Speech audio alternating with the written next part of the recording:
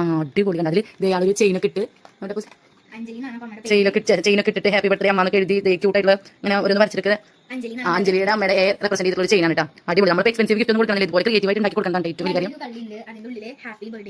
കുഞ്ഞൊരു ലെറ്ററും ആൾക്ക് സ്വന്തമായിട്ട് ഒരു ഷോപ്പൊക്കെ ഉണ്ട്, ഐസ്ക്രീം ഷോപ്പ്. അതിൽ മെനു ഒക്കെ ഉണ്ട്, കാണിച്ചു തരും നമുക്ക്. എനിക്ക് വേനില്ല കേട്ടോ.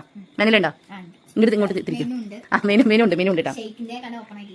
കുറച്ച് ഓപ്പൺ ആയിട്ട് വരുന്നുള്ളൂ, കാരണം ചെറിയൊരു സംരംഭകയല്ലേ. എനിക്ക് വേനില്ല ഐസ്ക്രീം. ഉണ്ടാവോ?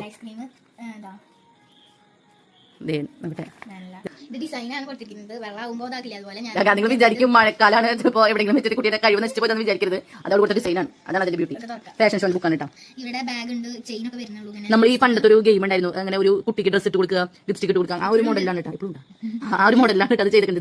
കുറെ ടൈപ്പ് അടിപൊളി. അത് ഇങ്ങനെ ഒട്ടിയിരിക്കണേ, പല പല ഡ്രസ്സുകളുടെ മോഡൽ അടിപൊളി. കഴിക്കും ഒന്നും പറയാം. അടിപൊളി. അതിവിടെ പറയേണ്ട ആവശ്യമില്ല. ഇതൊക്കെ ഉണ്ടാക്കി ഞങ്ങൾ ഭയങ്കരമായിട്ട് ഇഷ്ടപ്പെട്ടു. കാരണം അവൾ കുത്തിയിരുന്നതിനുള്ള സമയം കണ്ടെത്തി ഉണ്ടാക്കി. അത് അത്രയും അടിപൊളിയായിട്ട് ഓരോ തീം ആലോചിച്ച് ഉണ്ടാക്കുന്നത് ഭയങ്കര വലിയ കാര്യം. അപ്പൊ എന്താ പറയാ, എന്റെ ചാനല് സബ്സ്ക്രൈബ് ചെയ്യാൻ പറ. അത് പറ. അപ്പൊ അത്രേ ഉള്ളൂ. Bye bye.